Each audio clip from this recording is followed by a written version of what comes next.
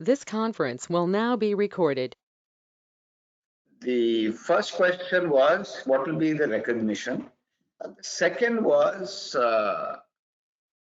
do people who give jobs give any value to this kind of course? So I think part of the formulation of this FAIS was in response to that. The second reason why the FAIS came in, somebody's volume is there, so if you're not speaking, please be on mute. Thank you. The second part why we formed these standards was that we wanted to call ourselves the chartered accountant community, wanted to be in the forefront of this forensic accounting and investigation. But many other people are there in the fray. IT professionals are there, engineers sometimes are there. So we wanted a framework where chartered accountants would know what to do. The third reason was that there wasn't a codified set of standards anywhere in the world. And there are a couple of standards in Canada. There are one or two in Australia. There is a standard in the CPA, but there is nothing comprehensive. So we decided at DAF that this was essential. Now, similar to this, there was a case law, which is also interesting. This case law was in the US Supreme Court. It actually talks about who is an expert and whose view can be considered as an expert. The first definition they gave is that there should be a body of standards. The standard should be issued by a professional organization. The standard should be peer reviewed. And the standard should continuously be reviewed and updated in line with current trends. So the FAIS you see today is the effort to come and comply with all these demands. A lot of the credit goes definitely to DAW, the leaders in DAW who thought it important enough to push, make a team of, I think, 60, 70 people. At a peak, this team was about 75 people, and come out with these standards. I think the whole exercise was completed in about a year. Several CCMs were also involved in giving their inputs. So this is the end result. So I am giving the presentation, which is standard, which was made after the release on 31st of August. And this is the structure. There is some color coding. I will explain the color coding to you. There are first what we call the overarching documents. We will deal with these in detail. Then there is a section on concepts. Then how do you manage an engagement? Then how do you execute the assignments? Then there is specialized areas. And then there's reporting and quality. The ones in pink were released first. The ones in blue were released later, and the blue and pink were combined together into one standard, which was released on 31st August. There was a standard related to connected parties and related parties, which didn't finally form part of the final standards. Now, when you look at the balance, first it tells you how you do the assignments. Then it talks to you about how to accept an assignment. Third part is how to execute. Then in special areas, we talk about data analysis, evidence discovery in a digital domain, and we do loans and borrowings. The structure of the standard is that you can keep adding comfortably between 100, 200, 300, and 400. You can keep adding types of standards if there are more specialized areas. So the concept is quite flexible. So when we look at, we will first do the preface, framework, and introduction. Then maybe we will get some interaction into what are the kind of standards which are of more of concern to you. So the preface basically outlines the standards, what they are, what they do. It tells us about how they were set. So let me explain to you how they were set. Like I said, DARP resolved that these standards are necessary. So what they did was they formed a team of about 50 people from across the country to write these standards. And they also formed a group of 15 people, like a study group, who would be monitoring the work of the standard writers. So first, this group of 15 met, decided the subjects, topics on which standards were needed. This was discussed with DAB, and a broad framework of how the standard should look was set about. And the individual groups of 3 or 4 people were assigned 2 or 3 standards to write. And once these were there, in the study group, we also inducted several CCMs as subject matter experts, including some people from outside and who were not even in the council. So these people reviewed the standards, modified them, updated them. And when they got approved by the study group, they were presented to DARP. Once DARP approves them, they went out as an exposure draft. Did any of you see the exposure drafts on these standards? I'm curious because there were multiple emails, but once in a while I hear that people did not see the exposure drafts. Anyone in this group got to see the drafts? No. That is sad. In addition to members, the exposure drafts were also sent to CAG, SEBI, other professional bodies, banks, and surprisingly, we got pretty good feedback from external people on these standards. So those feedbacks were taken by the study group. They met, modified the standards as appropriate, and then took the final set back to DARP for approval. And then it went to the institute, council,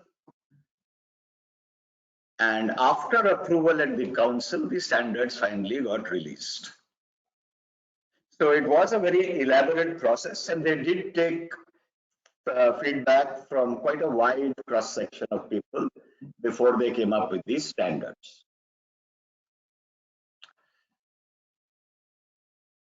So what they decide in the framework is there are principles, concepts, standards. Guidance notes are not yet out, that is phase 2. And the code of ethics for a forensic investigator will be the same as that applicable to any other chartered accountant. And the format of the standards has been kept uniform. There's an introduction, objective, requirements, comments, then work procedures, and there's an effective date. As of now, these standards are recommendatory, and once they are circulated wide enough, and there possibly will be a date from which they will be mandatory.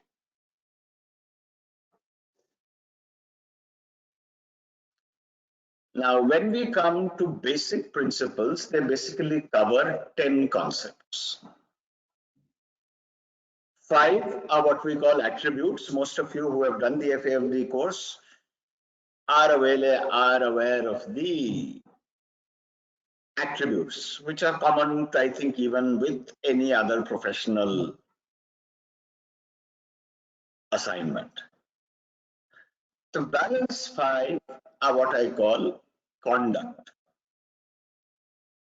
Now, all 5 are very important, and in many ways, they are a little unique to forensic investigations. Contextualization of a situation. These are worth discussing in some detail. We are all used to looking at red flags. If people don't take leave, it's a red flag. If people work late continuously, it's a red flag. Yes, it is. Why were they working late? Was it income tax season or due date for returns in a CA firm? Then yes, people do work late. Was it at the time of quarterly accounts in a company? Were the factories working late to meet a big order? So situation has to be viewed in context. So no jumping to conclusions is what contextualization of the situation means. Primacy of truth. Sometimes in an investigation, you discover, why sometimes? Many times in an investigation, you discover something that is not pleasant. Yes, if it is very alarming and very unpleasant, please cross-verify as many times as possible. But finally, truth has to prevail. Respecting rights and obligations. This is something which is coming up very, very often, at least in the last couple of years, in investigations and forensic assignments. Many of the forensic reports are being not accepted by the courts because the loan defaulter was not given sufficient opportunity to respond. That is one reason. The second reason is that data was taken without the consent of the data owner, which is why this principle of respecting rights and obligations becomes very important. We cannot prove a crime or a fraud by committing another one in terms of violations of data privacy.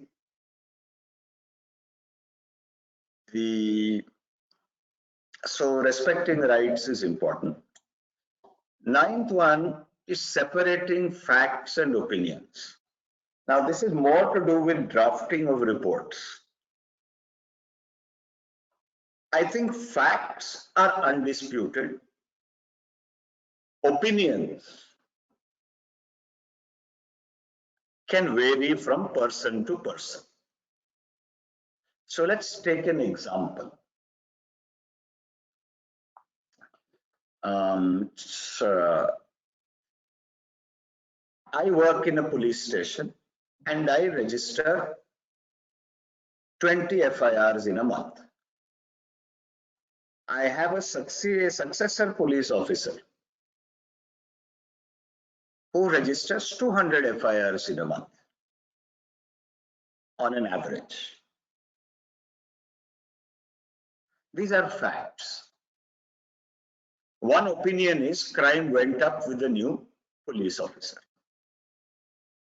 The second opinion is I used to suppress crime by not writing the FIR. So unless you investigate further, you will not get to the truth, which is 7. But the facts you have are either the number of FIRs in both cases. Everything else is an opinion. So, however convincing an opinion is, it is still an opinion. So as long as in the reporting you separate the facts, this amount of sale was made to connected party. It's a fact. The sales to connected parties were at differential rates, which are not in terms of other supply rates. That is also a fact. It can be your view as to why those sales were made. That is an opinion. So as long as you separate fact and opinion, for example, a lot of the analysis we do would classify under analysis and not under evidence. The last item is quality and continuous improvement, which is normal to any parts of our profession. Yeah. Okay. Now, before we get into the individual series, I'll go back to the first slide. Any of you have done forensic assignments in this group? I'm sure Murtuza has, I'm sure Vishnu would have, I'm sure Bharat would have, Rita madam I think would have. So what were the challenges any of you faced, and let's see how these standards can help to address them. Any specific challenges you faced when you did assignments? Anybody? Yeah, I faced the challenge because it was new to me. What to report, how to report, whether to give names in the report, whether to not to give names. So the reporting was a bit of a challenge. Okay. Names, reporting. Yeah, we will spend some time on 510, which is reporting results. Any other issues?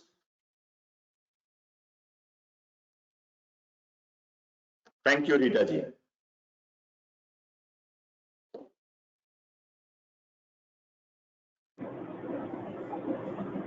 Prime issue. Hello. Am I audible? Hello? Yes, Pramod bhai, aap bhi ho, welcome. Thank you. So the main issue is to get data because getting data is the toughest job as far as collection is concerned. And you can begin with your audit assignment with the help of data, proper or reliable data only. This is what I feel the crucial part of a forensic audit. Thank you. Yeah, that's excellent. I think data is a very big challenge. Agreed.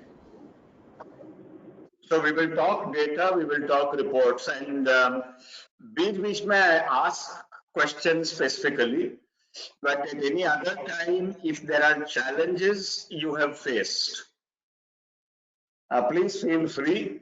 The purpose of this is to see whether these standards meet the gap in our work.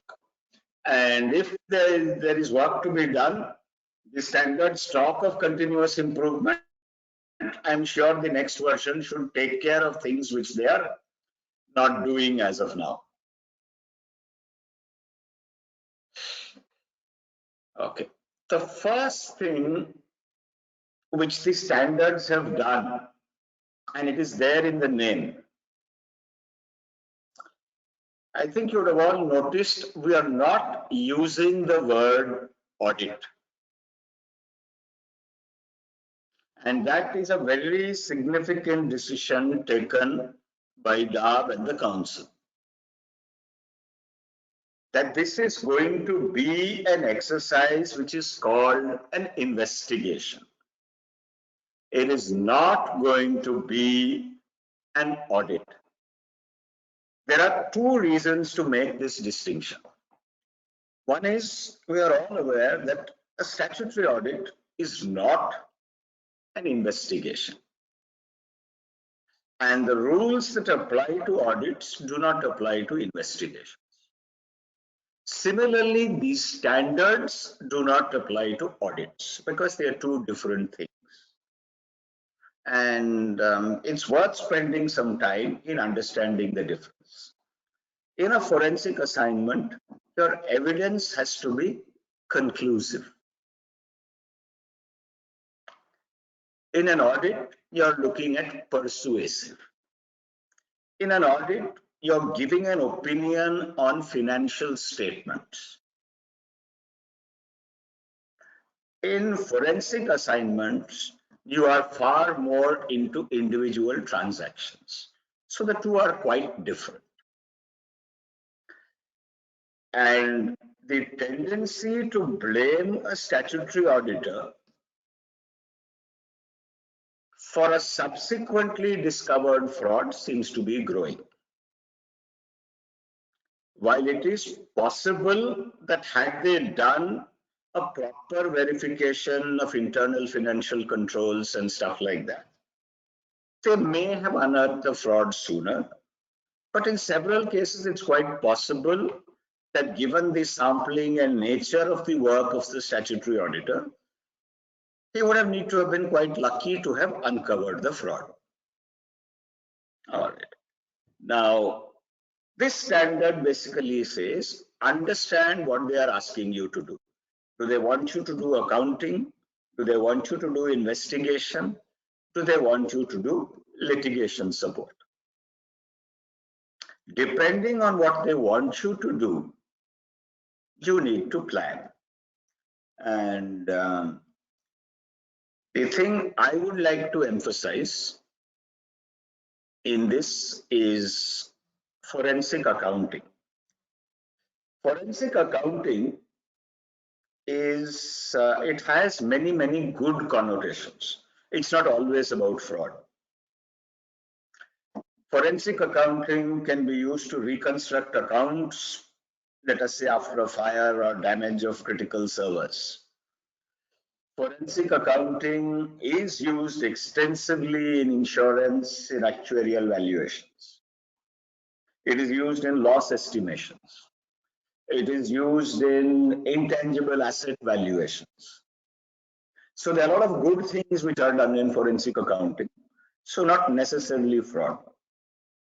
Forensic accounting is definitely used in investigations too. And litigation support is the third part. This, I think, people like Pramodji, Bharatji, and others who have done bank-related work. Sometimes the scope of our letter of engagement wants us to do everything at one price. Do investigation, do forensic accounting, later if there is a court summons, later if there is a disciplinary action, later if it goes to vigilance, you also come and give litigation support. So in the nature of engagement, it is recommended that you keep the three separate. The way it would help, it would also help with your fees.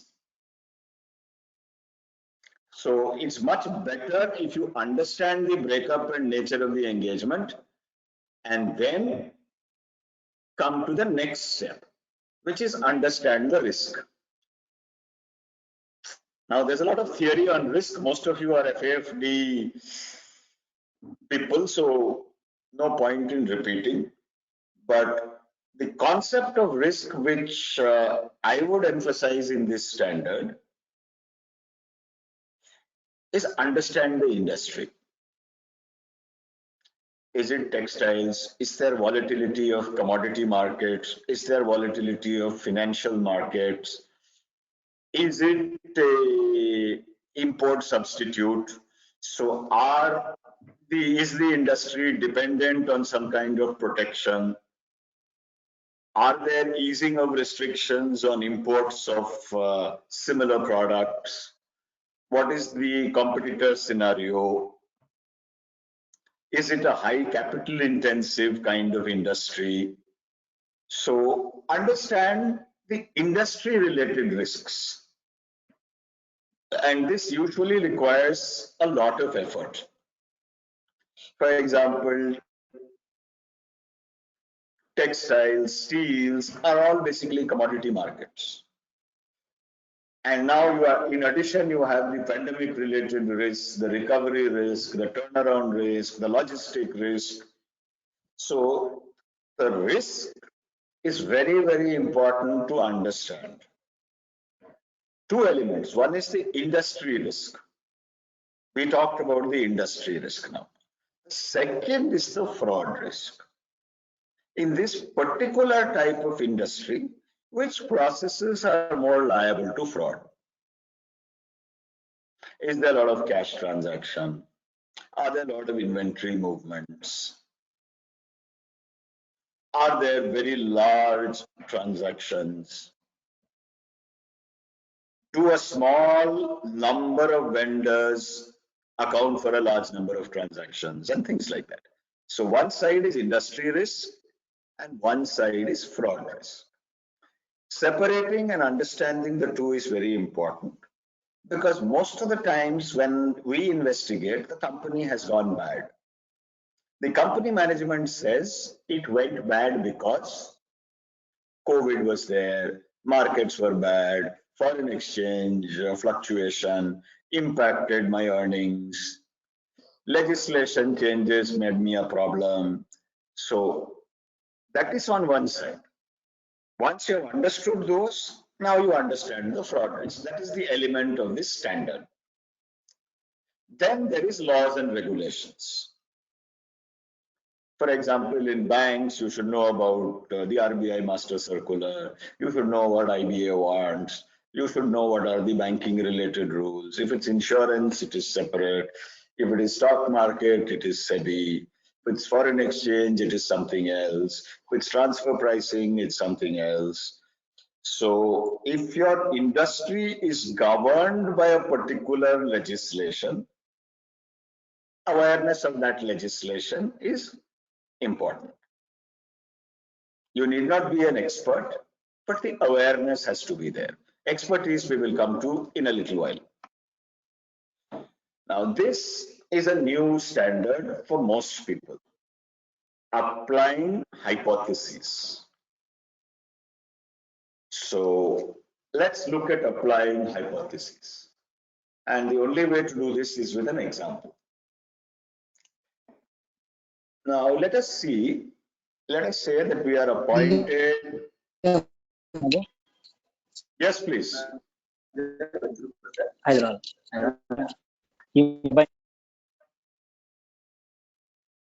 Sir, I couldn't hear your question.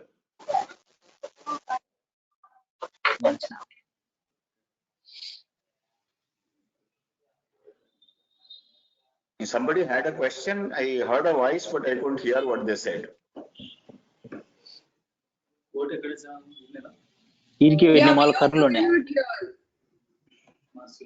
మొన్న ఇచ్చిందే ఆనందంగా మర్చిపోయినా అంతకుముందుకంతా అక్కడికి పోయి చేయాలంటే ఇబ్బంది అనిపిస్తుంది.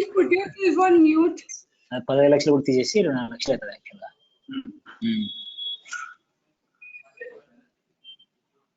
Mr. Shiva, I think you should go on mute. 20 అట్లా కడదాము, మిగతాదే తర్వాత ఫైల్ చేసుకుంటాము.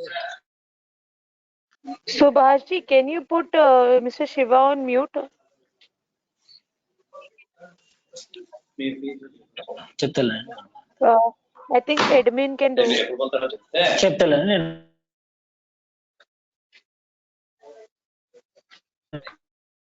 I'll tell to Subhash sir just a minute.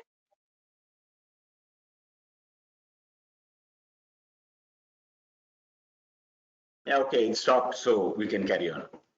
All right, let's say that you're appointed to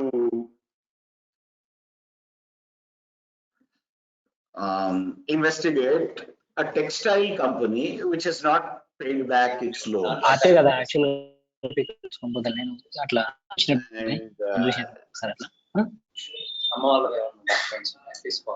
తీసుకోవాలి అంటే వస్తే Manali, I think we need some help. ఒకసారి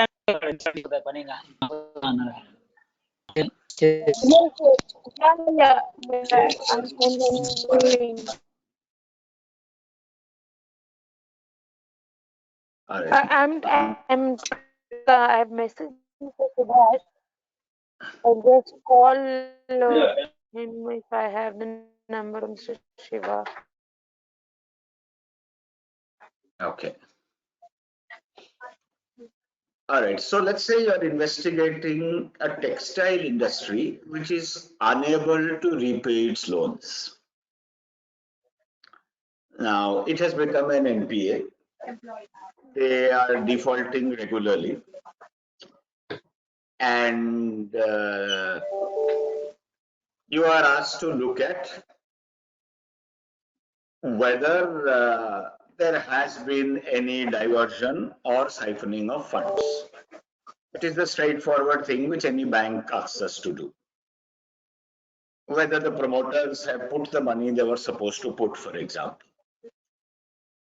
Now, the planning of a hypothesis is that when you start the assignment, you look generally at the data.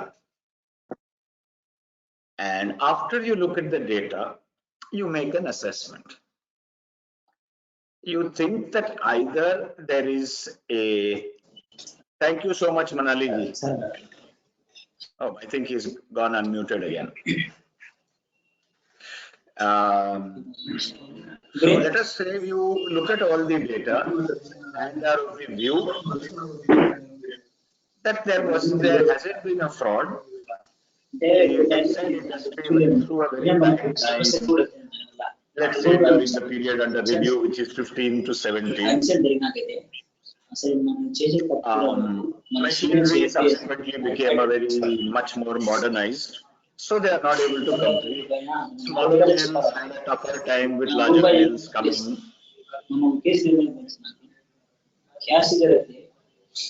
Manali, nobody has a central control where you can put somebody on mute. పట్టుకుంటే కనీసం అంటే 4-5 సార్లు నేను తిరిగాము విజయవాడకు నంద్యాలకు 1-2 సార్లు ఉన్న కార్ వేసుకుపోయినా ఒకసారి తిరుపతి ఫ్లైట్ వచ్చిన వాళ్ళ ఫుడ్ పెట్టినాక ఆడ Maybe I have tried. I don't think there is any option. మరి ట్యాక్స్ పెట్టినా నాకు తక్కువ ఫార్మాలిటీస్ కానీ నా అకౌంట్ ట్యాక్స్ కట్టే అది కూడా వీనికి 10 రోజులు దూరం అవుతుంది 10 సార్లు ఫోన్ చేసి ఇచ్చిన అది tax amount Anyway, you can hear me over his voice.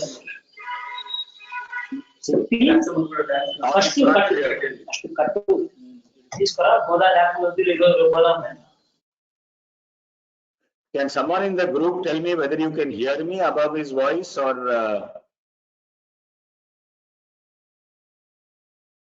now it is muted. Good.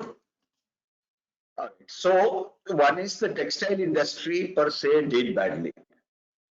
Second is maybe larger people came in and this guy was not able to match the cost of production. Second is his customers were not able to repay. So now you may form a hypothesis that the loans were not repaid because of factors beyond the control of the promoter. So now you start investigating whether your hypothesis is true.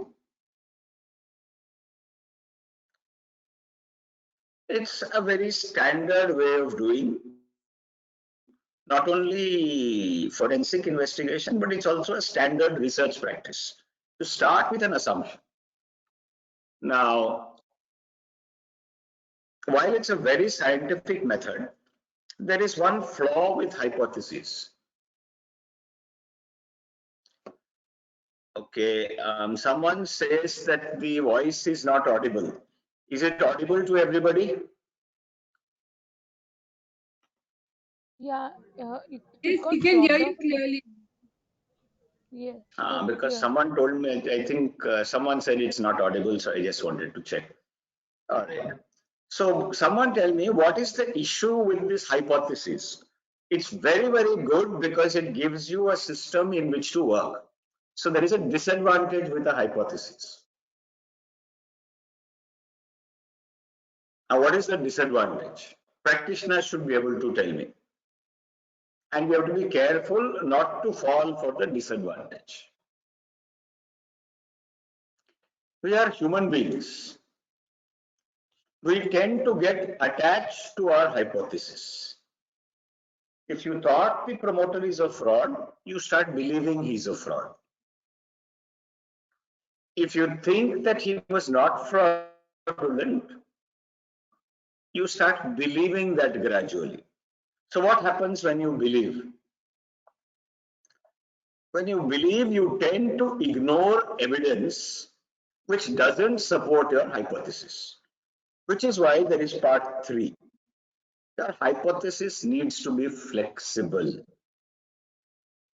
If my entire assumption was that there is a textile related industry problem, there is a cost of production problem, that may be good.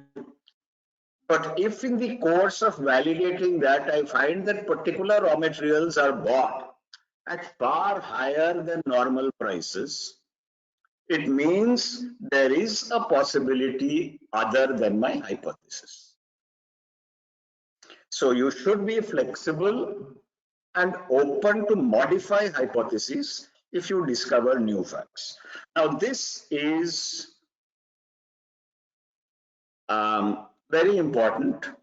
After concluding,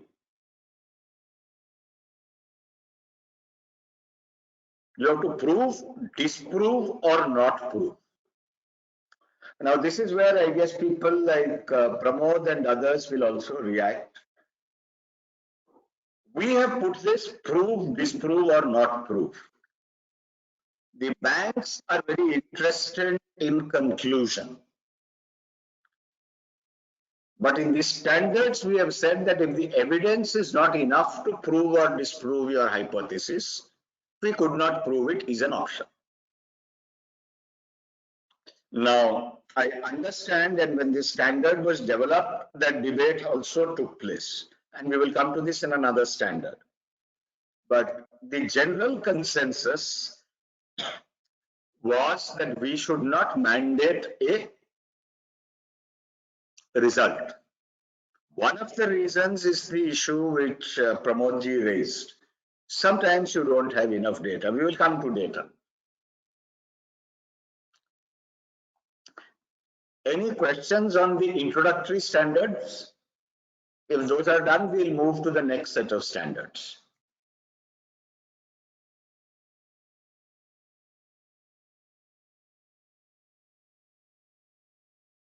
Very silent. Yes, we can move ahead, I think so. Yeah, we will move. So you move on. Has somebody said something? Hello? Sir, you move on. Okay. Now, engagement objectives. Now, all these, when you look at this set of standards, is meant to protect us in case of legal repercussions. So we should put the engagement objectives very clearly. That part is straightforward. The part which is difficult and the standard tries to give you support is number 4. We should not be, despite pressure from the bank or the resolution professional, be forced to put a particular outcome in the objective. Of late, I have noticed this pressure. I don't know how many others have seen it. I don't have an issue if they say, check whether promoter actually brought in the funds he was supposed to or committed to have brought. They can ask you to check if the transactions were arm's length or not. They can ask you to check for diversion of funds. They can ask you to check for siphoning of funds. They can ask you for checking the authenticity of the stock statements. They can ask you all these things. But they cannot say, prove diversion of fund. Or the engagement letter or objectives cannot talk about that in their view, the stock statements were incorrect, therefore now come and prove it to me. Because then the engagement itself starts with a bias. So even if there's an argument with the client on this, you can always reword the drafting so that the outcome is left to the investigation and it is not put in the report. Once again, the outcomes have to be related to accounting, investigation, and support. So you can always have an objective, but you can't define the outcome.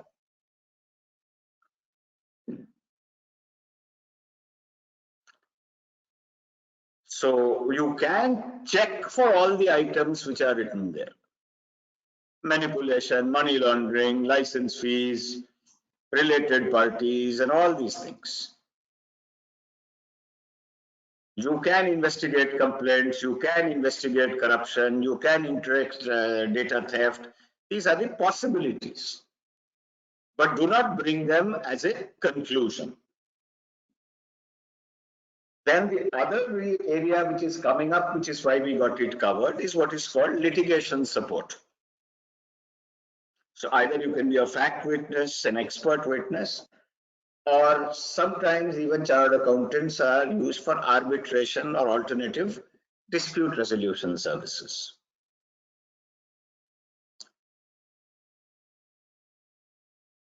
All right. This part is a summary of the first 4 standards.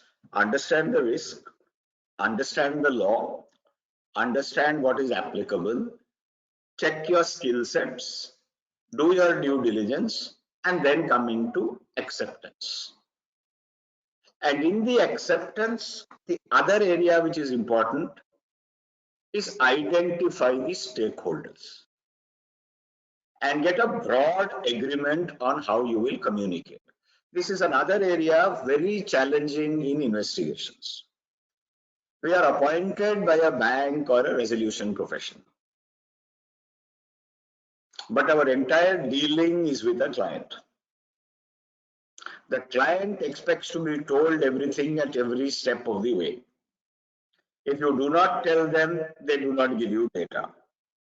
If you do not cooperate with them, they do not let you talk to their people.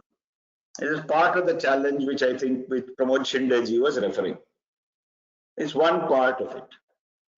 So in your mind and in the engagement letter, be clear who are the stakeholders and what is their role in the report. And if the client doesn't respond, what is your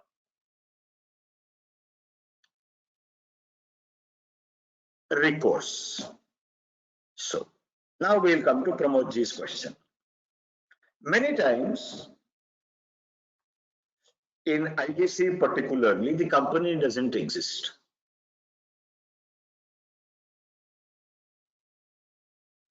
You usually have some backup software and some files in the possession of the resolution professional. Sometimes in the case of NPS, the factory is closed. The office is running on skeletal staff. Especially during the COVID time, this is very common. And there is hardly any sources to authenticate data.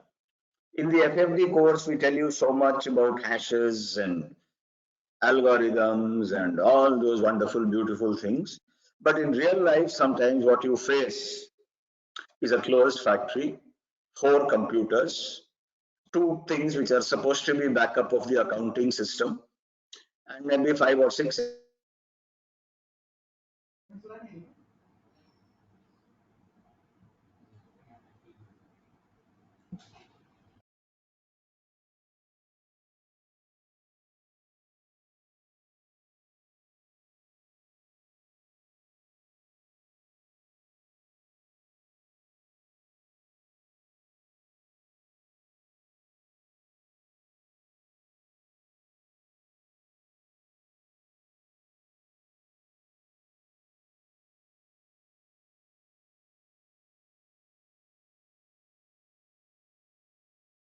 The last part is using the work of an expert. I got a message. Session paused. You can't hear me? No, sir, now I can hear you. I thought that the session got paused. You can continue. It got paused for me, I think. Okay. अच्छा मेरे पास वो control नहीं है मतलब आपके पास है All right, using the No, work it of is an with expert. WIRC. Okay, using the work of an expert. Now, it's a gray area. Usually, let's see, give you 2-3 examples. Let's say we are auditing a glass factory, doing a forensic investigation in a glass factory. I am comfortable with everything else. There's a lot of purchase of sand and a special blowing process. I am not conversant with these two processes. And I don't know how the commodity markets in sand and all this quarrying business works. So I take an expert who will explain to me how the prices are derived, how sand is procured, and how it is used in this industry. Now, even though I take the expert, I have to make sure that the expert knows what he's doing, so I evaluate his work. I will define what he's supposed to do. I will have to be in a position to check if he's able to do a good job. And finally, I will sign the report. So I take responsibility for the expert. So that is the summary. Now, for example, I don't know, it may not apply to all of you. If, for example, I took an assignment or I was offered an assignment to investigate manipulation of stock markets with futures options or whatever, I would not take it, and I would not appoint an expert either, because I have no idea how that market works. I don't even know the rules. So I will be so completely dependent on the expert that there is no contribution from my side. So my idea of this standard is use an expert if he is more knowledgeable than you in a particular area of the assignment and you have controls elsewhere. If the assignment is very, very new to you, I'd rather the expert did that assignment than not me. We could definitely go through a referral or some kind of process. I would not recommend using an expert, or for example, for me, if it is the review of an IT company, and there's a lot of imaging and data and intellectual property involved, I would possibly stay away there as well. The other area where I personally can, yes.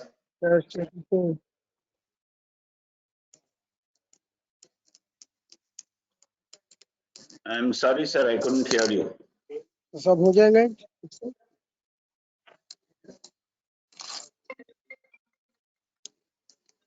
हाँ upload सब हो जाएगा ना उसके बाद error आएगा तो underwriting team को दे देगा Imtiaz ji, can you put yourself on mute?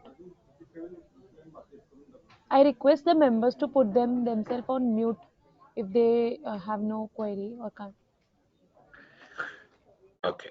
So the other area where chartered accountants typically want help, unless of course they are as good as Murtuza ji, is that data analysis, imaging, a lot of areas, a lot of times, because the technology is new, some people prefer to take help. It's a very reasonable area. You can take help, but take help wherever you are in control of the situation.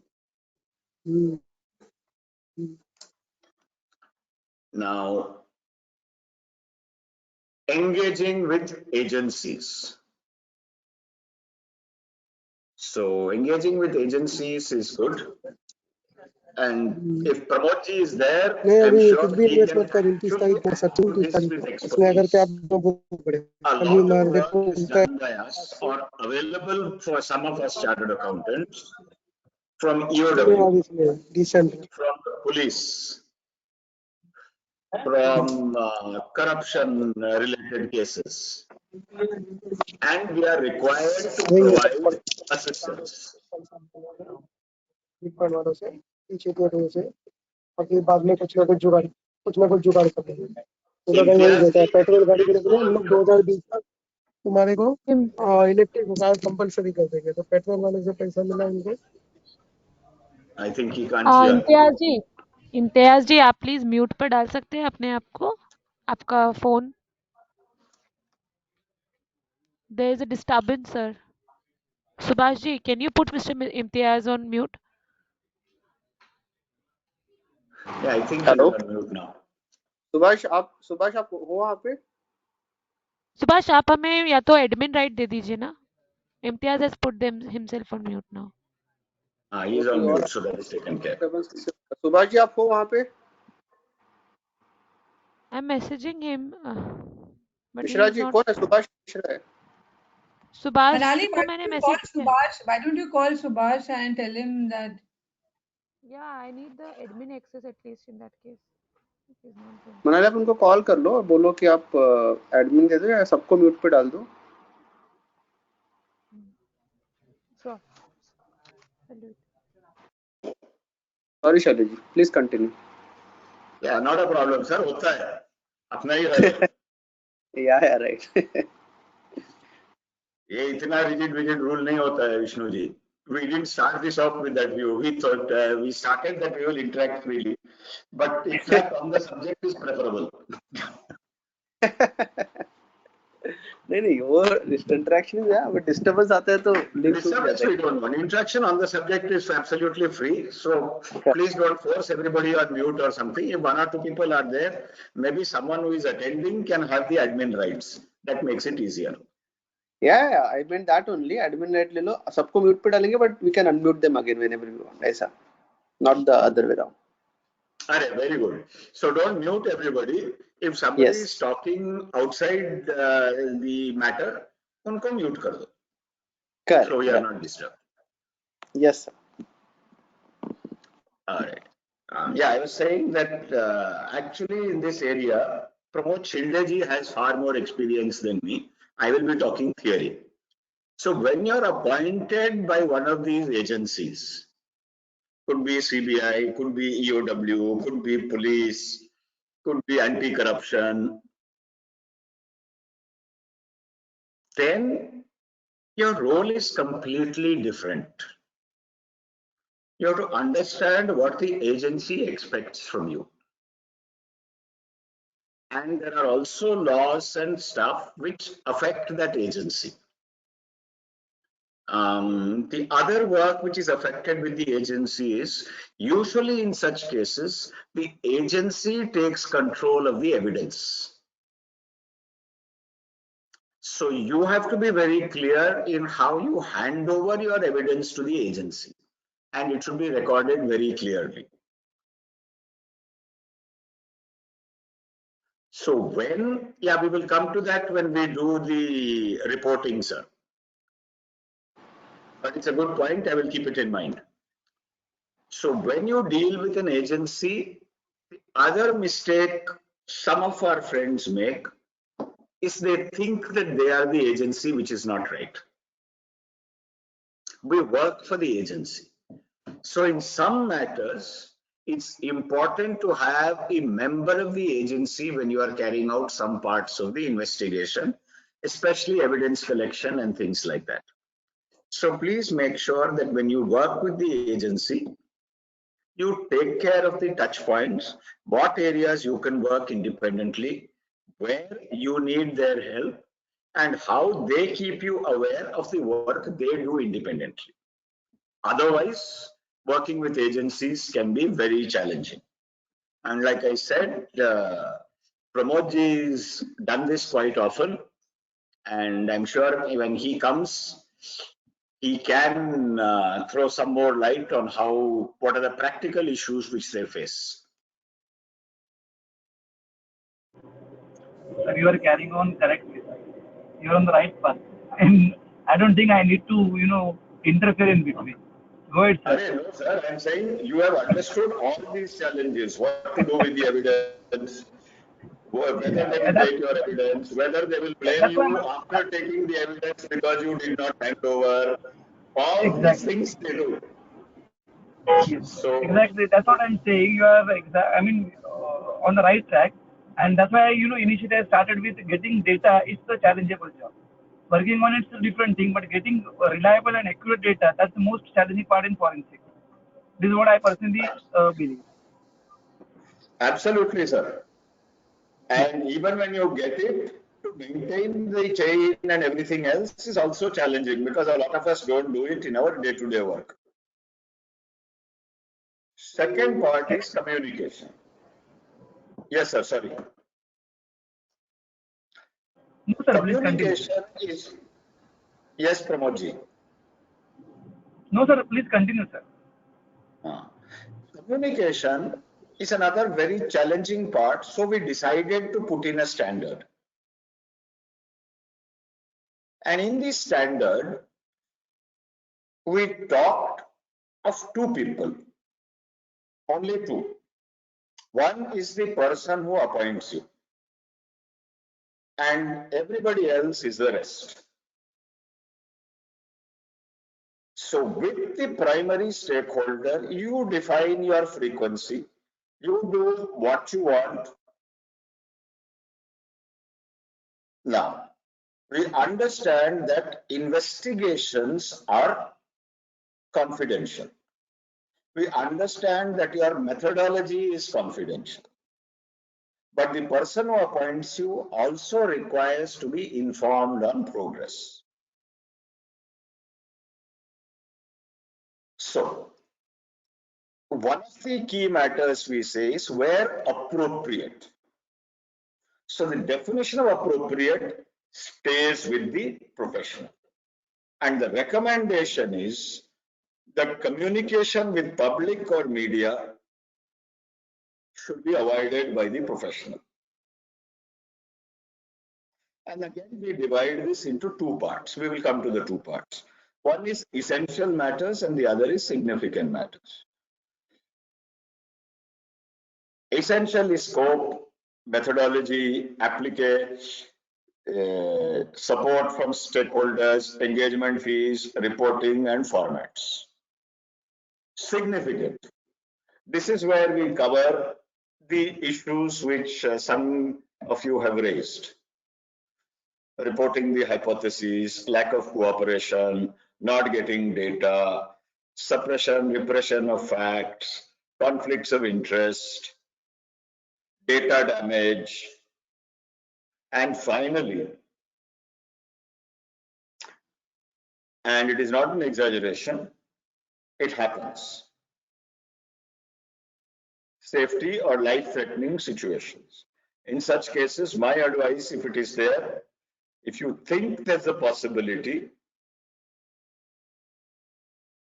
please withdraw. And I personally follow some basic rules which are not standard related, but in my view, they are practical. I think somebody outside my team always knows where I'm going, how many days I'm supposed to be somewhere, where am I staying, how am I contactable, whom am I going to meet. It's always good to have these things, especially when you are going off-site, location, remote factories, warehouses. Not because there's a safety or life-threatening, make it a part of your communication protocol. People should be aware where you are, where you are going. Purpose they may not know. You are going for a 4-hour job. If you don't come back in 8 hours, someone should inquire. That's all the purpose. And this is part of the general approach. One way to avoid alteration and destruction is whatever documents you get, please put them in documents received, data received, information received, and don't touch those again. Copy that folder into a work folder and do your analysis. This way, at least, there will be no breakage, alteration in chain of custody because of work done by you or your team. It's a mistake I have seen senior people do. Please separate the original data and don't put it in the team folder. Put copy of that in the team folder. So the original data is always available with you. And I repeat this multiple times wherever I go, because when you work on the cloud, changes are instantaneous. Yes, you can recover old versions and all that, but the precaution is keep one pristine version of everything. And just talking of data backup. Whatever is received from the client or appointing authority as information. Now, you will have to do a balance on disclosure. If you're visiting a plant, I think you have to communicate that you're visiting that plant. You will have to communicate what you need when you go there. Otherwise, you may not get what you want. But you need not communicate what are you going to do. I am going there to meet one person and see one process. But I can always say I need to meet 4 people and see 4 processes. I can talk about a 3-day visit when all I have is a 2-hour visit. So there are ways to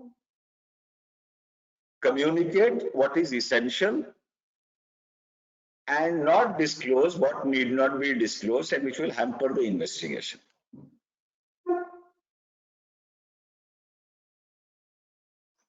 There was a question. I didn't get to see it. 1 second. Conflicts of interest are many, sir.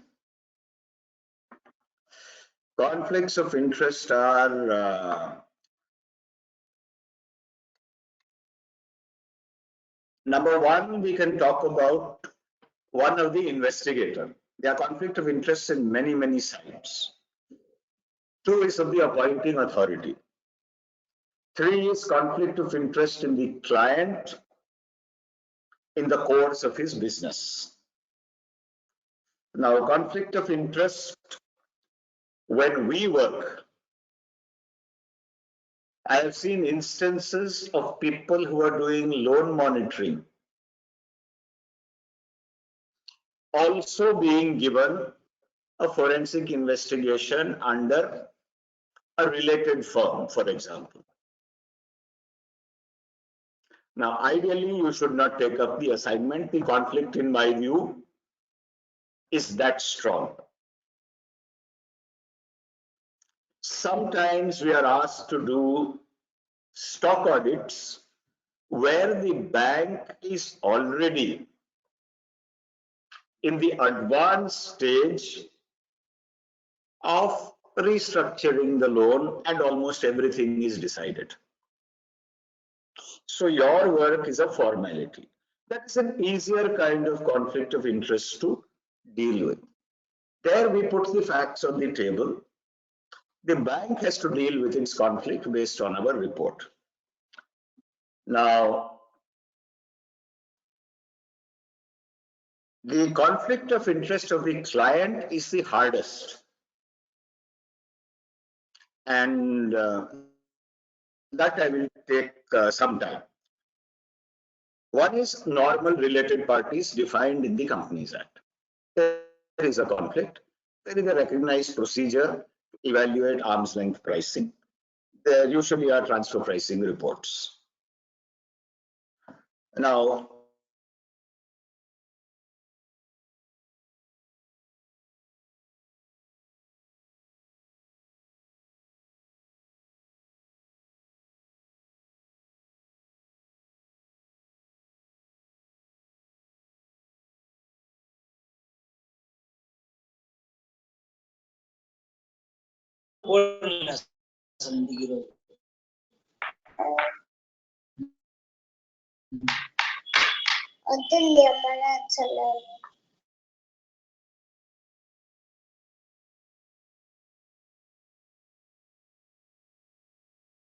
not a related party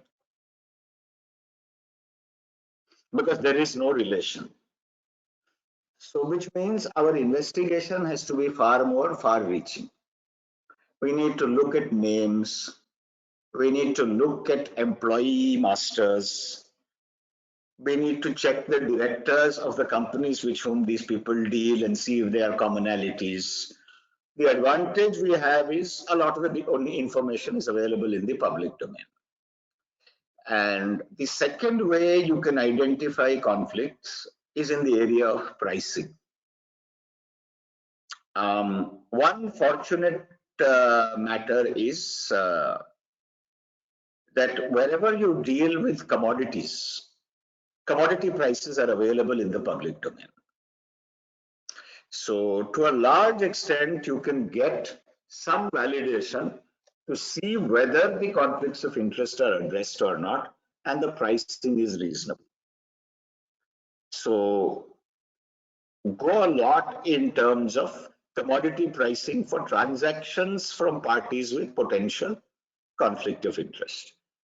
The second area to go at to identify is look at cash flow trends from parties where you don't think there are conflict of interest and parties where there are.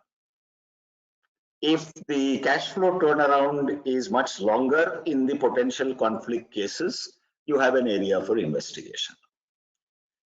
Jivashaji, that answers your question to some extent. Actually, it's a very big question. I've tried to deal with it briefly. Yes, thank you. Thank you very much. But it's actually a full session on conflict of interest. Sure, But I can completely understand.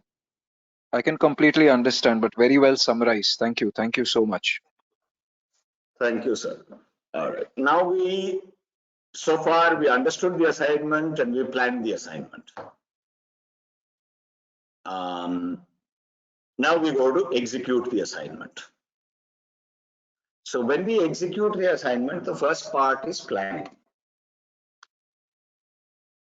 And this again is a very important part of your methodology and audit evidence and work paper.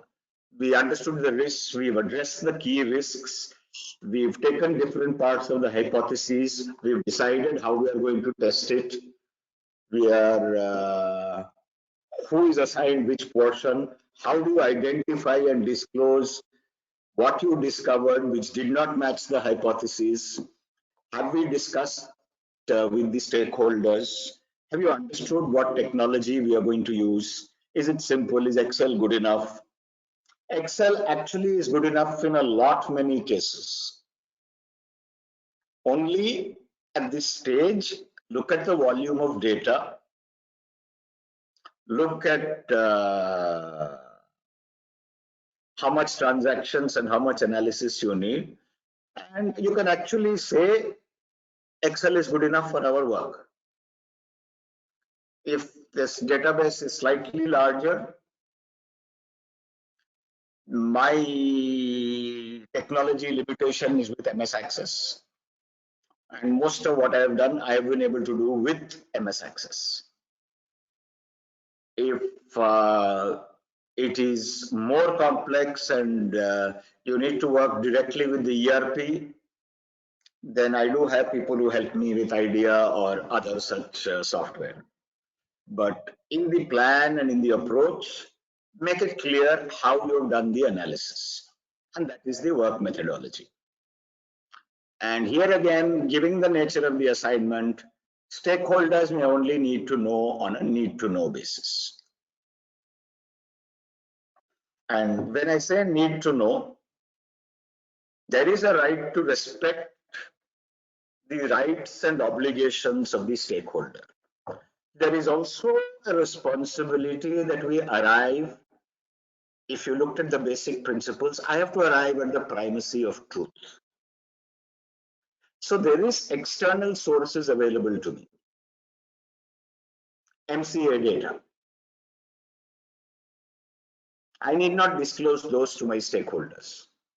Let them give the answer. Let them tell me what kind of company they are dealing with. Let them, for example, let me know why they gave 50 crores, 100 crores, whatever crores credit to a particular customer who did not pay. That they will answer. Then I can go to the MCA and see what is this company? What is its capital? What are the assets does it own? Then I can come back. Then what did you do for credit verification? This company has nothing. Then you can point out that whatever you can about the company directors and what conflicts there are. So everything in your plan you need not disclose. But wherever you need data from the stakeholder, obviously the person needs to be communicated. But always be aware, you must take external data, whether it is MCA, whether it is commodity markets, whether it is industry data, industry trends, legislation. Look at statutory reportings. So there are multiple places for validation. So everything need not be disclosed, but some plan you have to disclose to your stakeholder. Evidence and documentation. So this again is a area of concern, and the only way I can address it is in larger organizations, it's not so much of a problem. In smaller organizations, the data privacy issues are very high. In very small firms, there are no IT policies. In a larger firm, data is on a server. The data owner can give you the data. In smaller firms, a lot of data lies in laptops. And the laptop sometimes is the individual's personal laptop. So the evidential value is low. In cases of closed firms, let's first take a borrower who has absconded. The ideal method to do that is to go with the bank officer, visit the premise, take a backup of whatever is the available data, do some kind of totaling and identification of what the data contains, make an evidence discovery report, and get it signed with the bank. In the case it's something to do with IBC, do the same activity with the resolution professional. There's no need to be physically present, though I would prefer, if it is possible, if the bank or the resolution professional hands it over to you under a certificate, that is good enough as well. Another source of evidence and documentation, if there are prior auditors who have done work there, they are not obligated to share it with you, but you can ask them to share their reports and their working papers. If they are willing to do that, that is another source of adding evidence and documentation.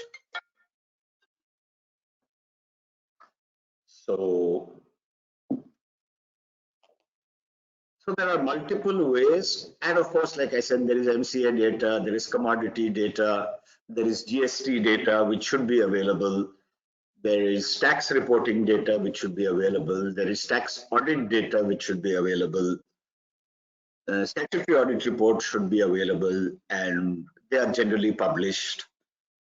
So even if there are data constraints, it is possible that some other sources are available to do data, but in disclosures, please make sure that you have identified the sources, tagged the reliability, and made your conclusions accordingly. This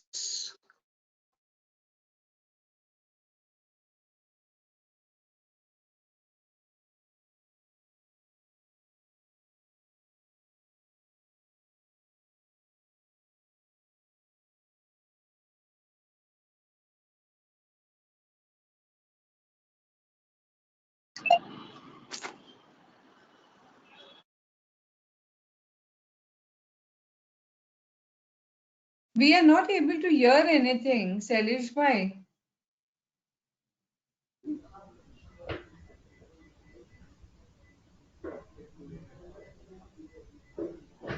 I think he got disconnected or what? He got disconnected, I think. But I now want to know exactly how do they make steel? Where do they get their ore from? What is the process they have? Then how does this RAM converter work? What is the temperatures? What is the byproduct? How are they accounted? How are they stored? So that's a process understanding interview. And it's important because that is your Jitendra ji can't hear the voice. Is that only?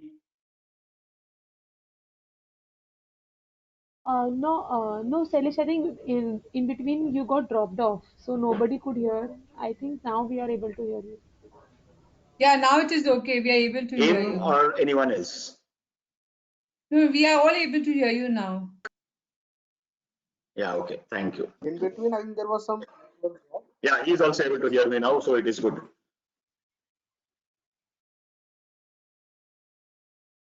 Okay. So that is an understanding. So whatever policies, what you know, what they do, it's also very important. What is your credit policy? What is your purchase policy? How do you account for stock loss? What is your byproduct policy? So these are what I call understanding interviews. Second interviews are fact-finding interviews. Who was there at which time? Who does what work? Who has what responsibility? Now, fact-finding interviews should always have planning. Always. So if I'm looking at attendance, I would go to the biometric and attendance records first. Find out who came in when they went out, look at the system's logs, understand what they did that particular day or period, what all have they approved, what have they not approved. Then I will talk to them, which means I already know most of the answers. So now I can assess reliability. I will not please remember, I am not there to counter anybody. I will let them say whatever they want, but now I can understand whether or not they are telling me everything or not. And based on the answers, I may do further interviews.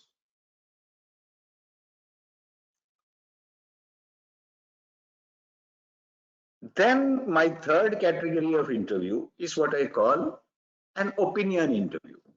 What do you think could have gone wrong? So again, before that, I need a lot of preparation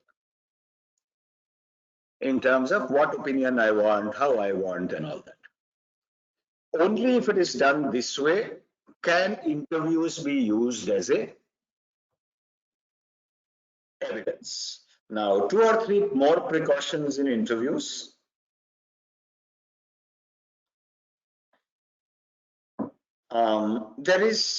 We talked of the basic principles. They are most important in an interview. Integrity is extremely important. The integrity of the investigator. If that is lost, I mean, that's almost the end of the investigation. People come and tell you things in confidence against seniors, against their bosses, against their subordinates, in full confidence. Until the completion of the investigation and your verification of what they told you, it has to be confidential. Even if you have to disclose that to somebody in your team, that person should be under the same confidentiality. Otherwise, people will stop telling you things. And those interviews should never become public until the end. And in some cases, I don't even make them public in the end.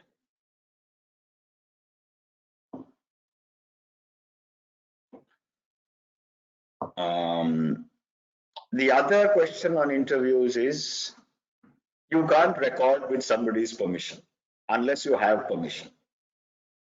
They do have evidential value then. At the end of an interview, you can make a summary and take a signature. It does help you then. If the interviewee contradicts what he told you in a court of law, the fact that he signed it, the fact that you have a recorded version, does not prevent him from changing his mind.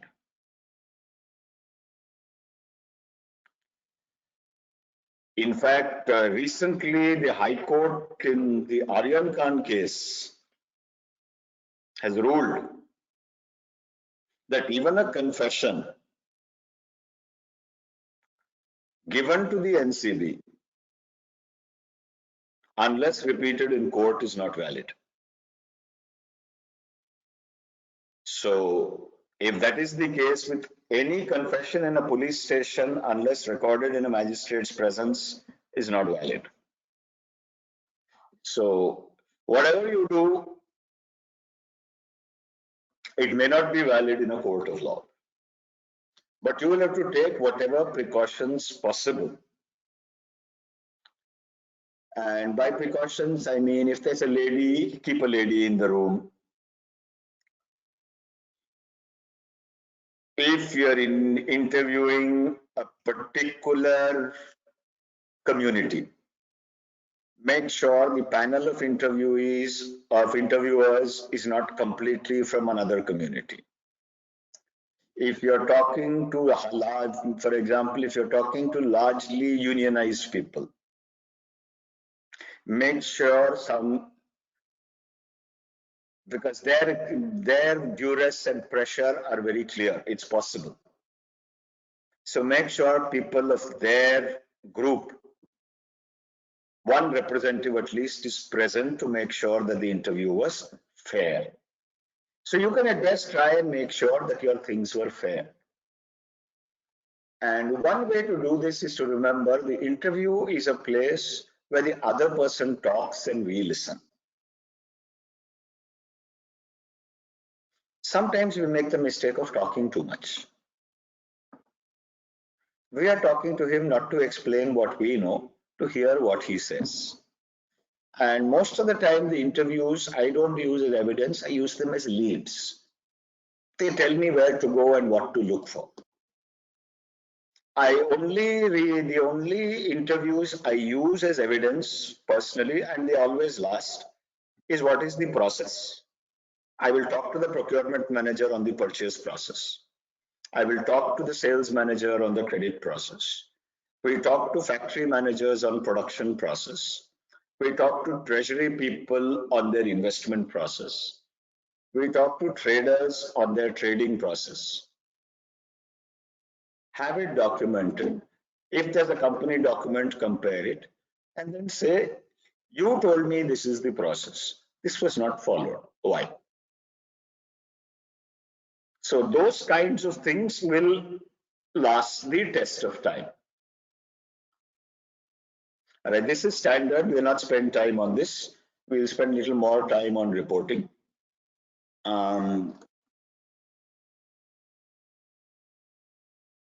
I will go on maybe for another 20-25 minutes, and then we can leave the floor open for questions. We will do a couple of more standards, one with the special ones and one about reporting. And then maybe we can leave time open for discussion. In that format, okay? Or what do people normally do? Do you take a break? I don't know. It's the first time I'm doing 3 hours with you.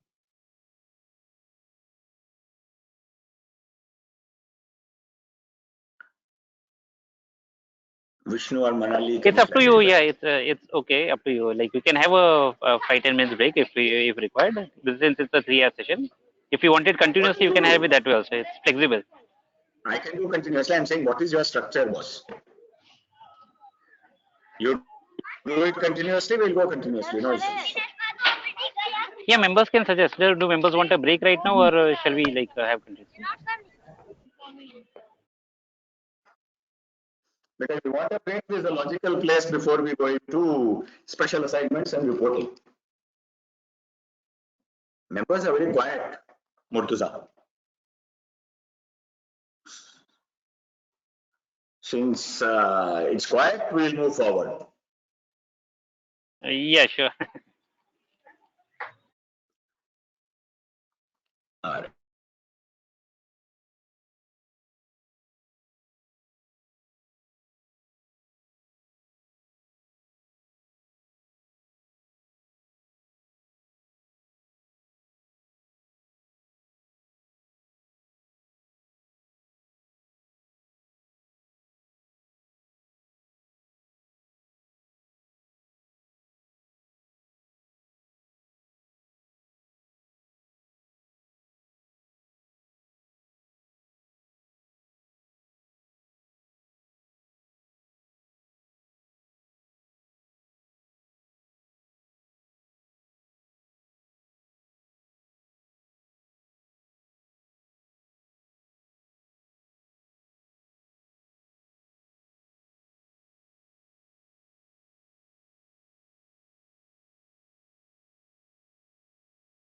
Sailesh bhai, we cannot hear you. Is everybody able to hear Sailesh bhai?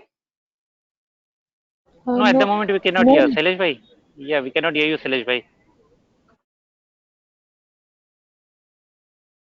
Maybe network issues with him. Hello? Yeah, now we can hear you. We lost Yeah, you for automatically my mute button came on. I don't know why. I got muted. I could hear you people and everything, but this mute button suddenly came on.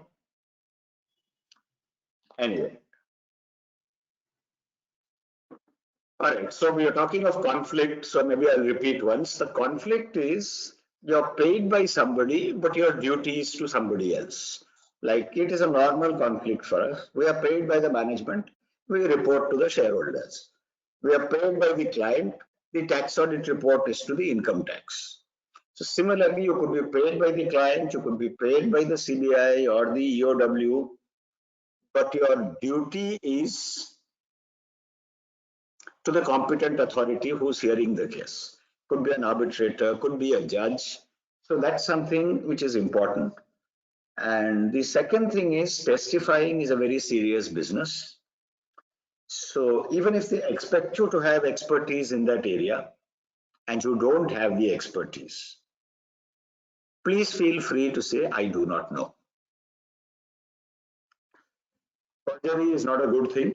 So if we are not aware, remember, it's better to say, we don't have expertise in this area. Chartered accountant need not be an expert in everything. But definitely, if you have done an investigation and you're asked questions about the investigation, you can answer as a fact witness. I saw this, I did this, I discovered this, and this is my report. In an expert opinion, you can always say, I don't have the expertise for that opinion.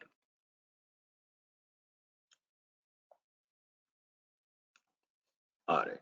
3 specialized standards. Let's look at these a little bit as to why they are necessary. The reason the members thought that this was necessary, the members of the study group, is that one, if we talk of hypotheses, we have to talk of data.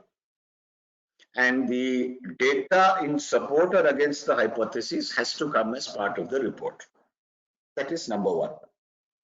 Number two, largely forensic investigations cover 3 years, 5 years, sometimes even 6, 7 years. So there's a lot of data.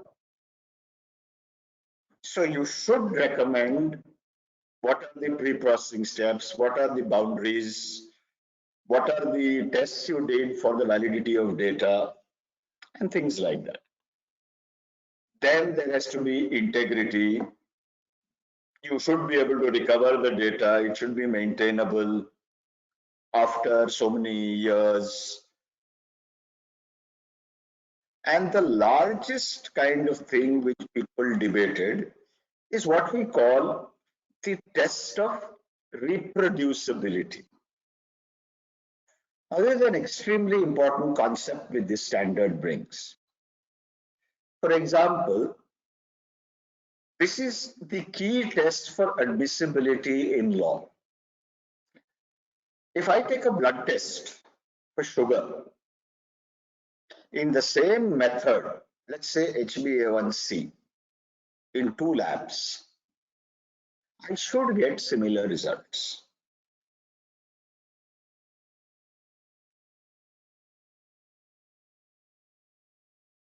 If we do a litmus paper test to test acidity, whether I take the test or if someone else takes the test, they should get the same result, which means the results are reproducible. So whenever we do a data analysis through a test, if the results are reproduced by another accountant who does the same thing,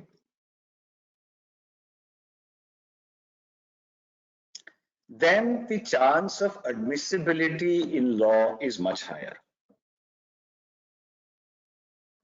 It's a very, very important concept, so we can spend some time on it, and you must have faced these things. The client will tell you, we had a cost auditor, he said nothing is wrong. We had a stock auditor, he said nothing is wrong. We had an internal auditor, he said nothing is wrong. We had a statutory auditor, he said nothing is wrong. Sometimes they'll also tell you there was a special investigation done, that fellow also found nothing wrong. The bank came and did an inspection, they said nothing is wrong. Then they will try to, this is what comes up in court, what did these people do? And is this result of their finding reproducible? So to maintain that, we fall back to the earlier standards. Number one, separate facts from opinions. Have standard methods to do identification. Some of them are Murtaza's favorite topics. Let's talk Benford. Let's talk max 10 top items, 10 bottom items. Let's talk of distribution. On that same data set, if people apply the same algorithm, they should get similar results. So in your analysis, try to make as far as possible that you use standard formulae for trends. If you are determining a cash cycle of days for recovery of a debt from a cash flow or something, whoever does it should get the same answer.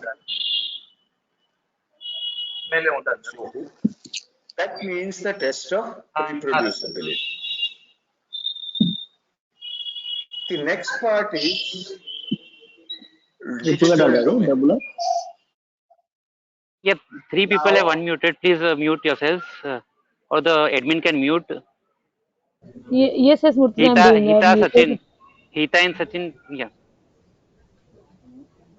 All right.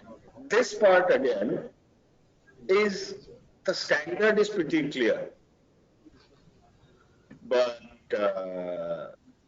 this the individual professional needs to take care as to whether they can do this or they can't do this.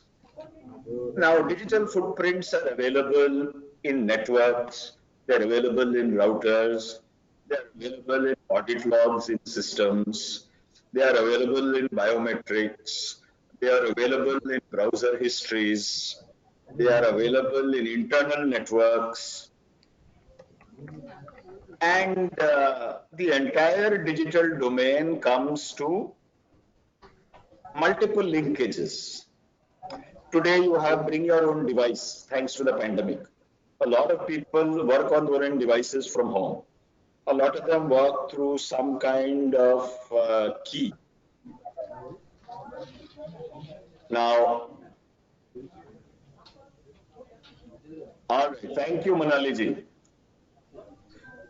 So you need to take this step forward as to whether you can do this, whether you need an expert, or the technology in this domain is so advanced that you can't handle it.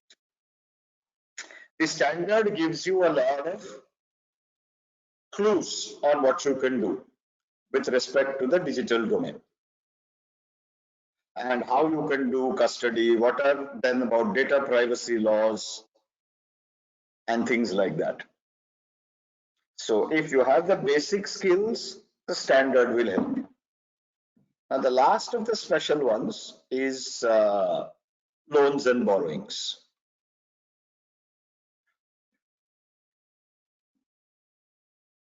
Three things are here, primary.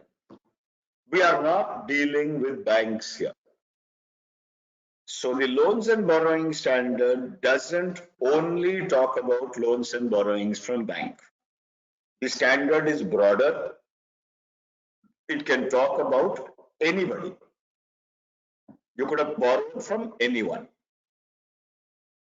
If you have borrowed from a bank, the bank-related norms would apply. If it's a private lender, the terms of agreement of loan agreement would work. The nature of your asset tracing and fund flow of transactions would depend on what is the framework in which you are working. Now, there is a large conflict and discussion when this standard was being prepared. And I think as professionals investigating, we should be aware. We need not take a stand there. And in fact, I will encourage if people have opinions to tell, because there were opinions both sides. Now, one opinion is to distinguish between diversion, siphoning, and misutilization. In the general parlance, siphoning means taking money out of the company. Diversion means using it for a purpose other than which it was sanctioned. Misutilization means using it for a purpose not in the interest of business, for example. So let's deal with each of these. Siphoning, yes, bank gave me a loan, I took the money and transferred it to my wife's account, brother's account, friend's account, whatever, siphoning. Clear, no issue. Misutilization of fund. I was able to negotiate and do my work reasonably efficiently. I had surplus money. I used it to build myself a very fancy office. Second example is clear. I was able to save money from what was loaned to me. So I used it to make my interiors and other things very, very fancy and give myself a fabulous office. That is misutilization. Third example, I got a loan. I was supposed to do something specific with it. The pandemic came. In the pandemic, I changed my priorities and used the money for something else, which is in the interest of business. These three different areas are clear to everybody. First case, I siphoned the money. Second case, I kept it in the business, but not for the benefit of business. Third case, I used the money because another area of business needed the money more. Everyone is clear? Then we will discuss this further. No answers, so I presume that everyone is clear. You can hear me, right? Yes, sir. We can hear you. Now, the question raised by several people who debated the standards. Should the third instance be reported by a forensic investigator? Given an emergency, pandemic situation, shortage situation, crisis in the company situation, the company took a decision to use the funds for something else. How does your one treat it as per the RBI circular? Any opinions here? I'd be interested, because I do have a very strong opinion here.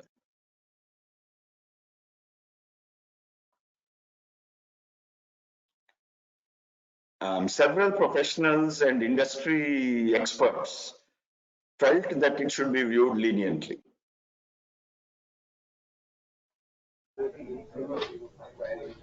No, restructuring provision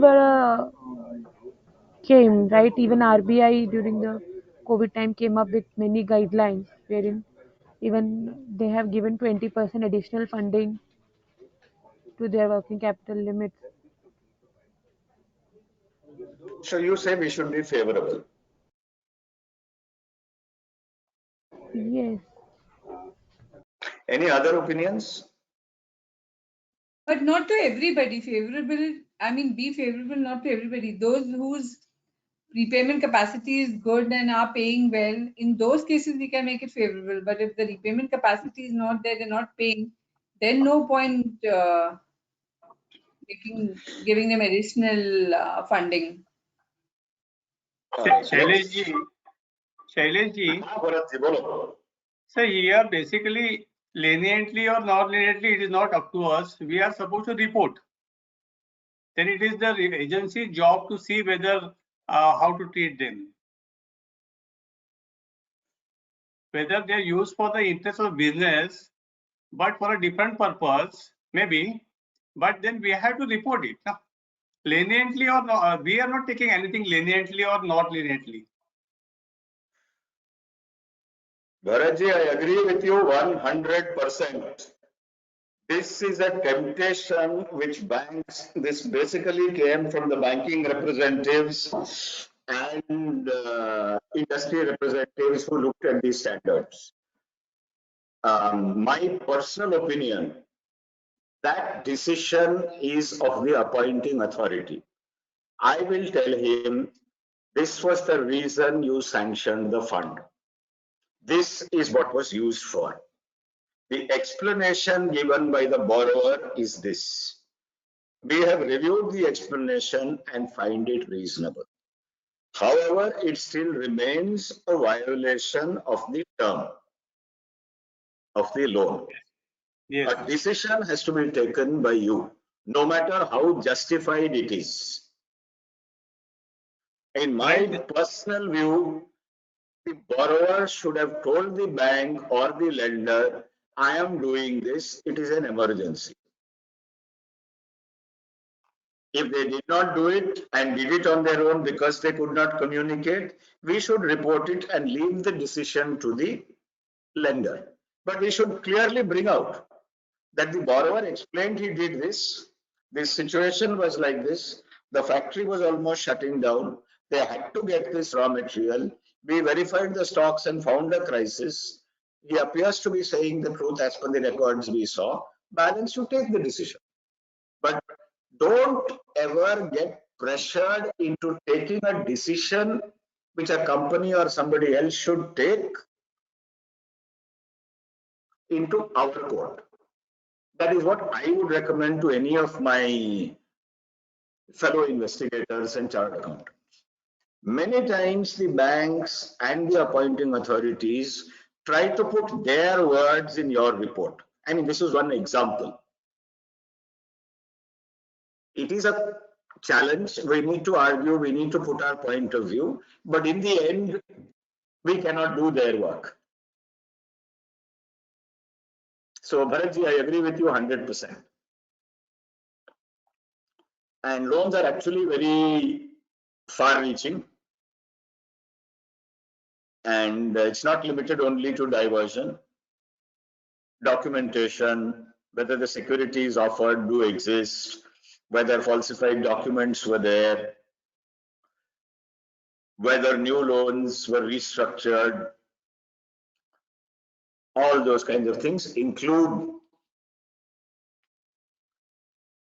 in loans and borrowings. Now we come to our last two standards. And this was what I think one person asked in the beginning. I think it was Ritaji. How do we report?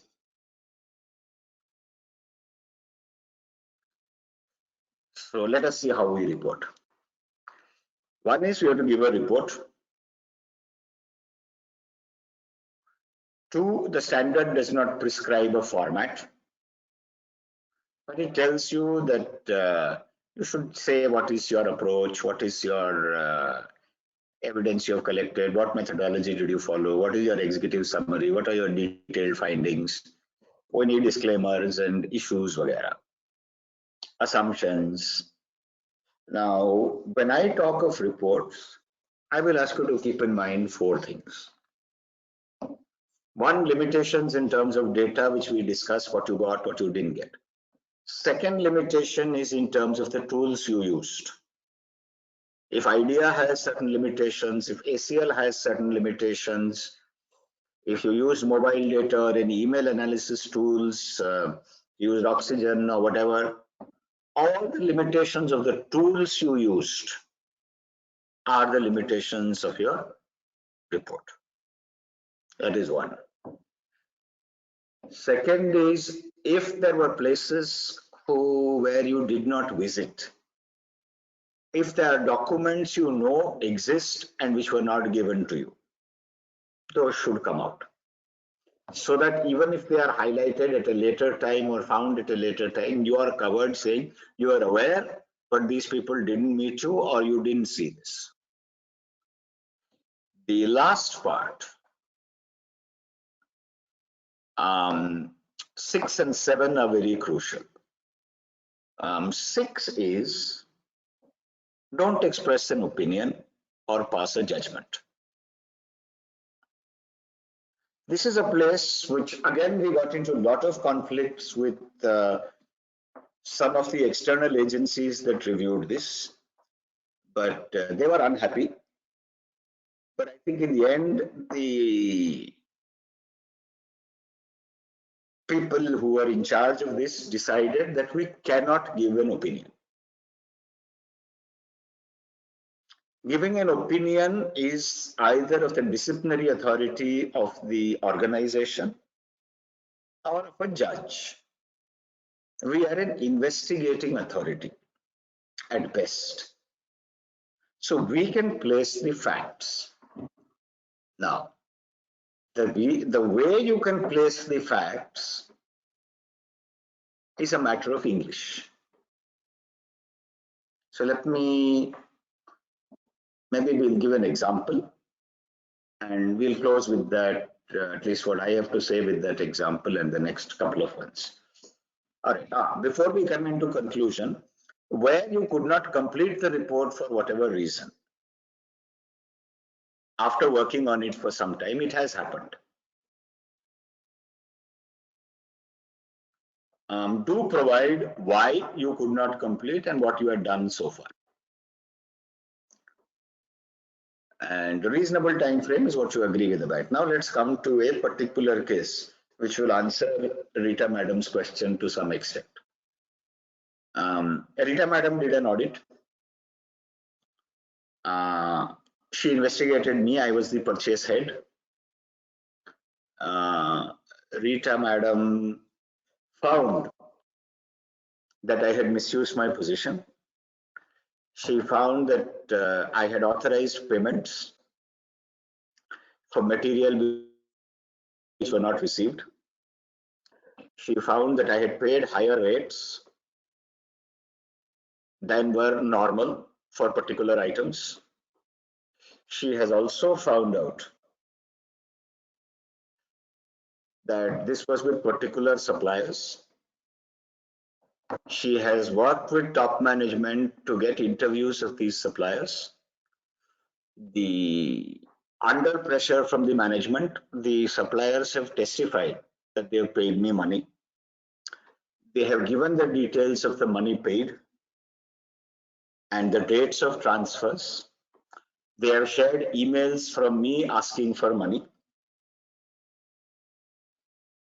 So Rita ji, this evidence is fairly comprehensive.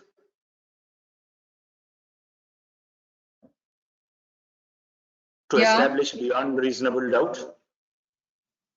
You have the statement of the vendor. You have the money transferred to my account. You have emails asking for and acknowledging the money. You have proof that material was not received and yet payments were made. Now, can you call me fraudulent?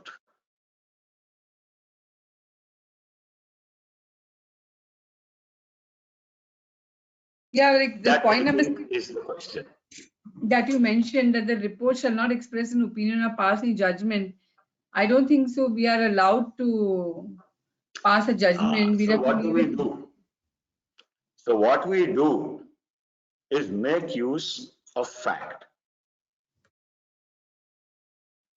So and so items for which the GRN was prepared by Sailesh were not found to have physically entered the factory premise.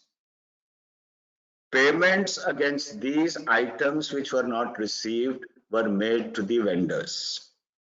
We inquired with the concerned vendors and their statements are enclosed, wherein they said these were done at the instruction of Sailesh and they were done on payment of consideration as per the details below. Email correspondence asking for and acknowledging receipt of the funds for payment of materials not received is enclosed.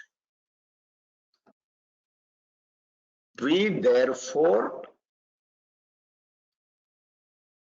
suggest that a further investigation be undertaken of these transactions which are prima facie fraudulent and tracing of monies and recovery be done by the appropriate authority. You did not accuse me in any way, but the facts are clear.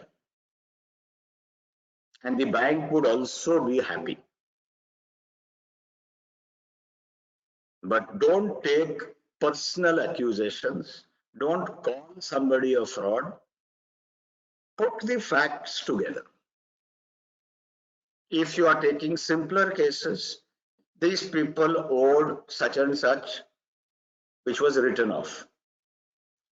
Our investigations showed these people were directors in X company whose debts were written off. This is their connection with the promoter. This is the balance sheet of X company. It is clear that there is no material asset or whatever there which would merit a credit of so many crores. So you can write the facts and not get into a conclusion in terms of pinning responsibility on somebody. You can always identify that money went outside the business. What to do with the person as per criminal or whatever law, leave that to the bank. I mean, the pressure comes in trying to do their work. Don't get into their work. That's my only suggestion.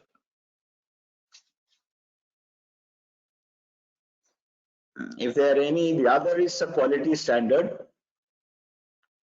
which talks about that there should be a quality control system. The review should include a quality control review. And they are planning, once the standards become mandatory, they are going to talk of some refresher course for forensic investigators. And some portion of the CPE will have to be related to forensics if we want to do forensic work going forward.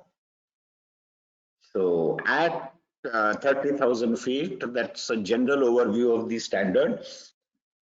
I'm happy to take any specific questions related to either what is covered or any issues you face in your day-to-day work. And I will put the broad standards on the slide again. So if you have anything on anything specific, it will refresh your memory. Yes, give me some time. Let me go back.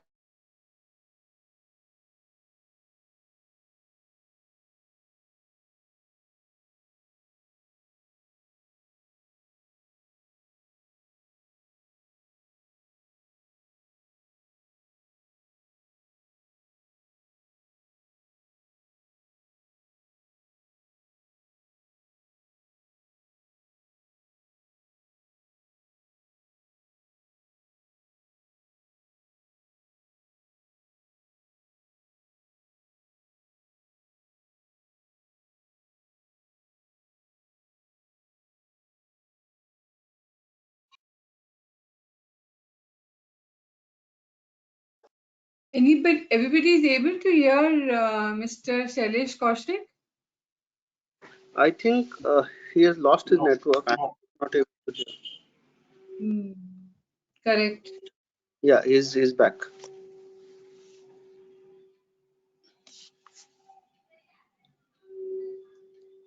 Yeah, I am waiting for questions. Oh.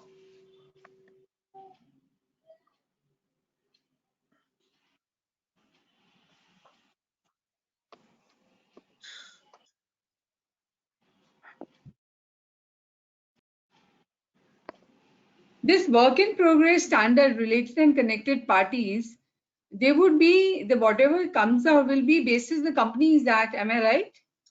Whatever regulations are there in Companies Act is already very clear.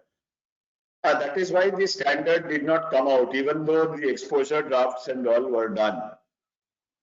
For example, if I make my gardener a director in a company, that is legal, right? I have a gardener, or I have someone working in my personal staff. I make him and his wife directors of a company. They deal with our company. Now, they are not connected in the normal course. They are not related in the normal course under law. But I can influence all the decisions in that company. That was a broader issue which was sought to be addressed, but we still couldn't figure out whether it would stand the test of law. Because those are the practical things we face when we investigate. Or an ex-employee goes and opens a company with deals with you. So Ritaji, those were the conflict areas that were thought that it would address, but there was not enough legal substance for us to bring it into a standard. So in the end, it was decided to leave it out and come back after a lot more opinions. And the industry and other people thought that it takes away the right of people to do business with parties just because there is some relation with the promoter. Ritaji, that answers the question. Yeah, it does. We could not actually get enough legal, but we know that is what they do. In most of the cases, that's what they do. In fact, even in demonetization, they did the same thing. They opened accounts in the name of all the other people who worked with them and used those accounts to deposit their money. So it is a way they go around the law. But at the same time, the logic which came was you cannot say that a poor man cannot be a director. You cannot say that X person cannot open a bank account. So finally, it gets down to, I think what was discussed was, if there is such a case, get an interview of the concerned person and let him, if you can, get a statement that he did what he was told and he doesn't know what happens in the company. So that's the only thing where we got consensus. So finally, that standard did not see the light of day because we couldn't get enough legal basis, even though that's what happens practically.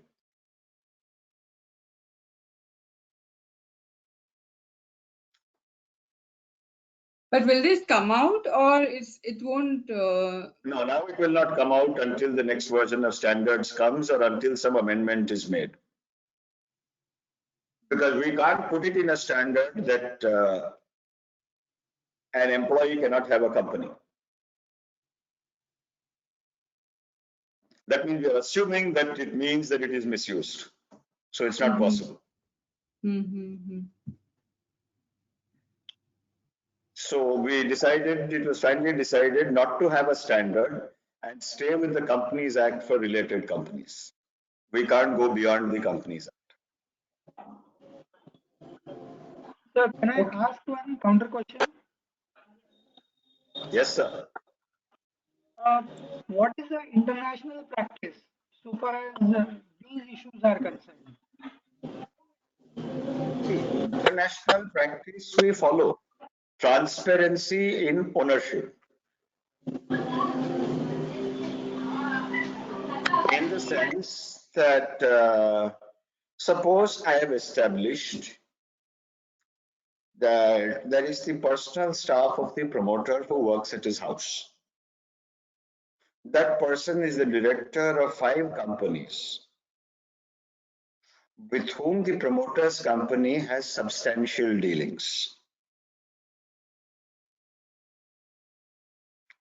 And let us say in those transactions, the promoter has lost money and the other companies have gained money. I can always highlight that in my report as a matter for investigation by somebody who has the authority to look into that company's bank, who has an authority to investigate the directors of that company. And that is what is done, not just here, but elsewhere. But you can't actually say that such people can't invest in companies. So that is why the standard did not come.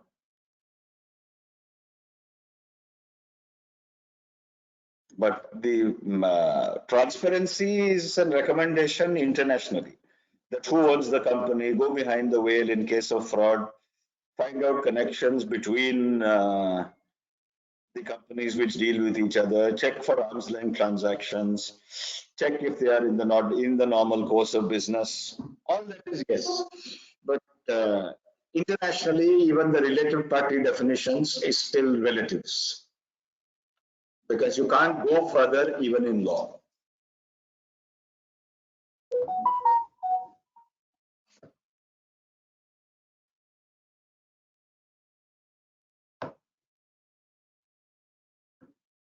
All right.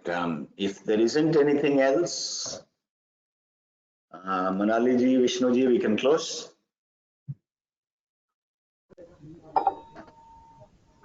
Sure, sir. Anybody have any further questions or uh, anything to add?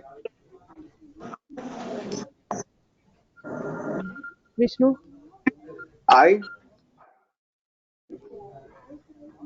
Yes, Manali. Just a second. No. Yeah. Just I'll call you. Sir, although probably you have been part of this committee, so as in kind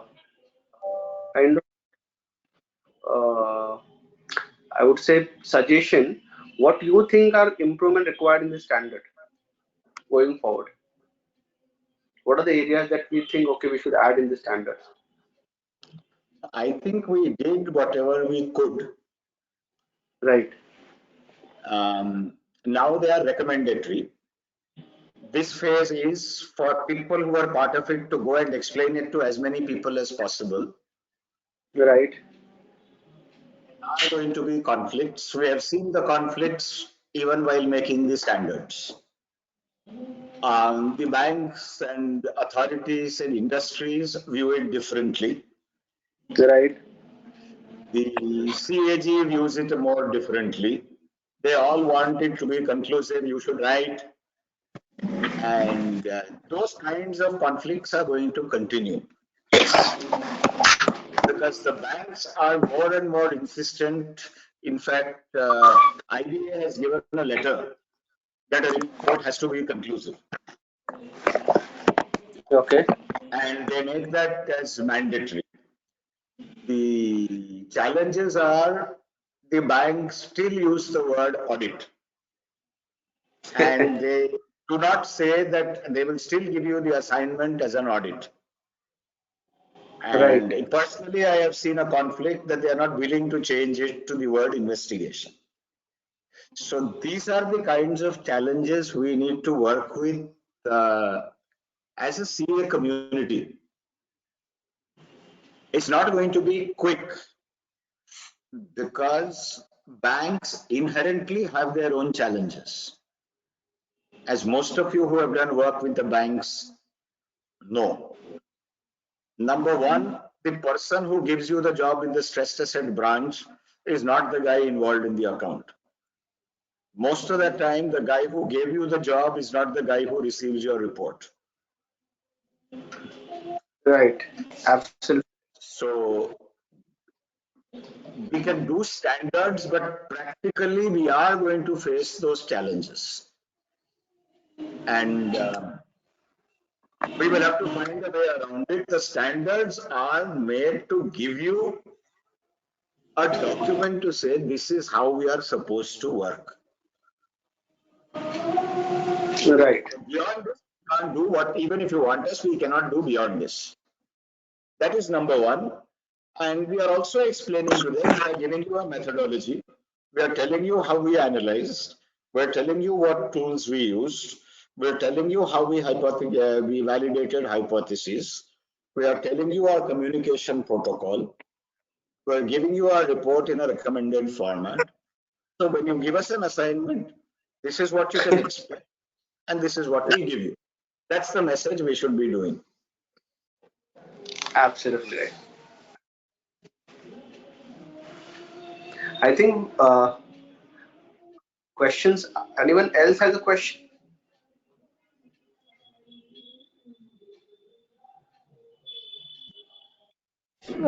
So Vishnu, if in case the other team members are not having question, I think we can close. I think Rita, if you can just share a vote of thanks to Sunil sir.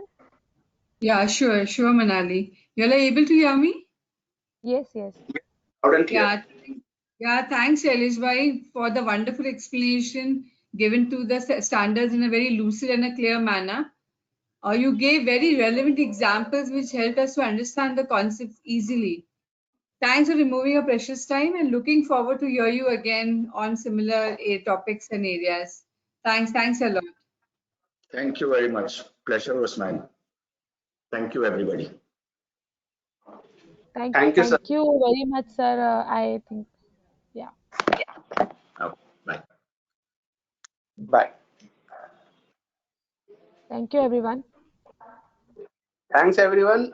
With regard to next meeting, we'll announce soon.